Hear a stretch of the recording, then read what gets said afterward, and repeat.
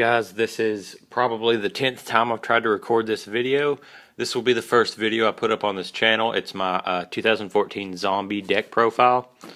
And I really think zombies are viable again. They've got some really good, not necessarily just zombie extra deck support, but some of the newer extra deck cards that have came out recently go really well with the zombies.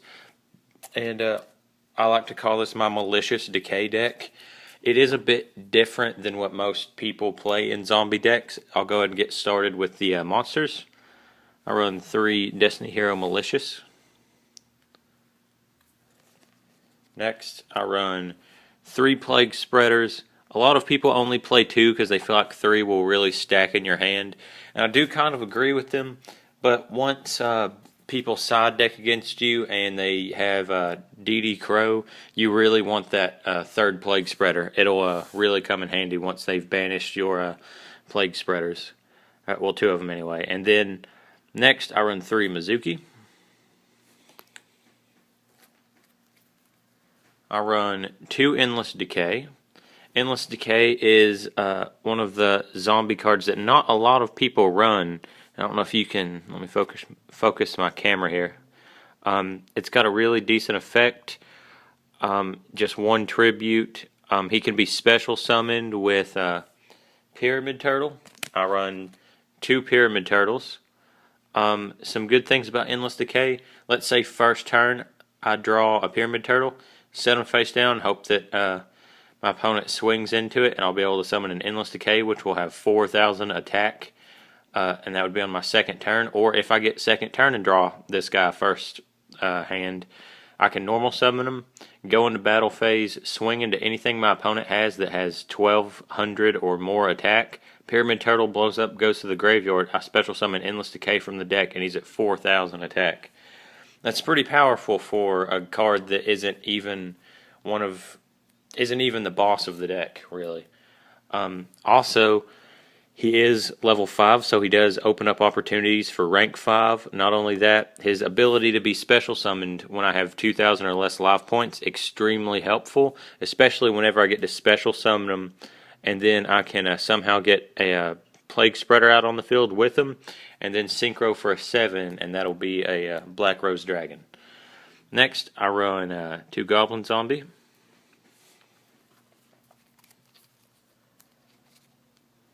2 Zombie Master, because in all honesty, once Zombie Master has pitched a card, he is kind of not necessarily useless. Just 3 really stack in your hand. 1 isn't enough. 3 is a little bit too much. I feel like 2 is the best way to run Zombie Master. Next, these 2 cards not a lot of people will agree with, but Ghost Trick Jack Frost. He's a really good card because, for example, let's say you have a Beals and, any monster with a high attack, or any monster in general. If you attack me directly, I activate Jack Frost effect in my hand. He special summons face down defense and flips your monster face down defense. So he's pretty much better than a battle fader or a battle fodder, however you want to pronounce that. Not only that, but he does fit into the extra deck a little bit, and I'll explain that once I get to the extra deck. And the cards that I only run 1 copy of: Dark Armed Dragon, Dark Grepher, and Summoner Monk. Dark Grepher and Summoner Monk are really, really good cards, especially when you draw them first turn. You will almost always come out of a first turn or a first hand with these guys just absolutely swinging with Beals and whatever 8s you choose to summon. Because, for example, Summoner Monk, summon him, effect, special summon a Mizuki, overlay for 4, send Mizuki to the graveyard with Lawful Chains effect, send a Plague Spreader with it, and then just somehow get a Malicious, maybe just Lawful Chain Malicious next turn.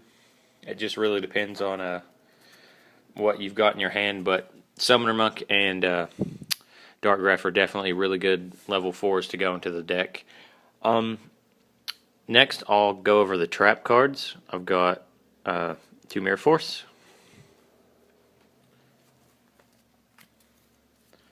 Phoenix Wing Wind Blast, really good for Mizuki and Destiny Hero Malicious. 1 Bottomless. 1 Compulse. 1 Torrential. 1 Breakthrough Skill for Pleiades and just any other really annoying effect. Magic Cylinder. Not a lot of people will run Magical Cylinder. I like it because it's a lot better than Gaga Cowboy for finishers.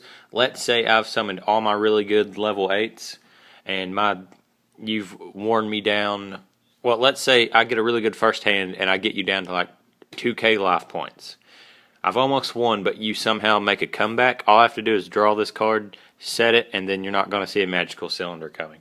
You may predict a Mirror Force, but you're not going to predict a Magical Cylinder. The only common card in the deck, Fiendish Chain. And now I'll go over the spells I have in the deck. 3 Book of Life. 2 MSTs. 1 Instant Fusion. 1 Burial, because Burial really goes good with Mizuki and Plague Spreader. Next, Mind Control, because people do use a lot of level 4s, level 5s, and level 3s that I can take control of, overlay, and synchro. And my last spell, Forbidden Duress. And I know a lot of people will say Forbidden Duress is kind of a crappy card. It's decent. It's not as good as Lance, I'll give you that. I just like Dress better. I like the art better. But if I was to stumble across a gold print Lance, I may switch it out for Lance. But that would probably be the only thing that I changed about the deck. Except for maybe if Jack Frost doesn't... Jack Frost has done pretty good in locals recently, so I'm keeping him in there for now. But I may replace him with 2 tour guides. But I doubt I will. Instant Fusion is really good to special summon Reaper on the Nightmare, and that's for 2 reasons. First reason, let's say I can special summon an Endless Decay, but what if my opponent only has 1,000 life points left? Endless Decay is only going to have 500 attack points. That's not very useful. But I can Instant Fusion into one of these guys, overlay for a 5. Or, for example, let's say I'm playing a Geargia deck. They get a really monstrous first hand, and I've actually had this happen to me once. This guy looked at my zombie deck before the local tournament started. He was like, why the heck do you run Instant Fusion? This card's trash, especially in the zombies, and so is Reaper on the Nightmare. That's just really dumb. And I was like, whatever you say, dude. So I play his Geargia deck. He gets like a 6.5 minute long first turn, and literally all 5 of his monster card slots are full, and he's like absolutely tearing it up. Perfect first hand for a Geargia deck. My first hand, Instant Fusion this guy, normal summon Plague Spreader, and turn it into a Black Rose. That's why I run Instant Fusion. Alright, just one moment. Next, I will be going over the extra deck. Silent Honor Arc, really good rank 4. Lawful Chain is one of the main rank 4s you'll be summoning pretty much every game. He's to put Mizuki's and Plague Spreaders and mainly Malicious in the grave. Next, 1 Gaga Cowboy, 4 of those finishers. Adrius, probably my favorite card. 1 Tyrus. 1 Wolf Lord. And 1 Revived King Hades. Now these 2 guys, I'll use them sometimes as beaters, and their effects are okay, but 9 times out of 10, it's whenever I synchro a level 4 with a Plague Spreader, and then I get Plague Spreader back and just synchro these guys into a level 8. That's only when I'm really, really desperate for a level 8, and I don't have a Malicious in the grave or something. I can normal summon a Plague Spreader, get a Mizuki on the field, go into a level 6 with them, and then just Mizuki the Plague Spreader back and go into an 8 from there. My level 7, Black Rose Dragon. My 8s start off Stardust Dragon. Also, I may switch this out with a Stardust Spark Dragon if I ever find one, but I don't really see the point. They're both pretty good cards, no matter which one you run. Red Dragon Archfiend, because these will tear apart certain like Raccoon decks and especially Ghost Trick decks. Void Ogre Dragon. Scrap Dragon. And Beals. These 3 cards are the main 3 cards of the deck. First I'll get out Beals, then I'll get out Scrap Dragon. I can use Scrap Dragon's effect on Beals. Beals can't be destroyed by card effects, so Scrap Dragon doesn't destroy Beals, but I still get to target one of your cards and destroy them. And Void Ogre, when I've got him out on the field, when I don't have a hand, which is very likely in a zombie deck like this, I can negate 1 spell trap card per turn. Also, I run 1 Star Eater, and the way that I summon Star Eater is 1 level 8, a Plague Spreader, and a Jack Frost. Now, that is a pretty rare occurrence to have those cards on the field, but let's say you've gotten rid of all my good level 8s, and all I've got left is maybe like a Red Dragon Archfiend. If I can get him out on the field, and a Plague Spreader and a Jack Frost, that's a Star Eater that 9 times out of 10 people aren't really going to expect. And then, of course, lastly, I've got Reaper on the Nightmare. And I explained why I use him. I'll go ahead and go over the side deck, although the side deck is sort of weak. Mainly because I haven't done a whole lot to it. But just 1 second and I'll go over it. First, I run 1 Trapstun. And I took Trapstun out for Torrential because I feel like Torrential is a bit more useful because a lot of decks swarm nowadays, especially in this format. 1 Forbidden Dress. 1 Gate Blocker. He is a new card that came out of Dragons of Legend, and I haven't got to use him yet, but I'm going to use him against pretty much any deck that uses a lot of field spell cards.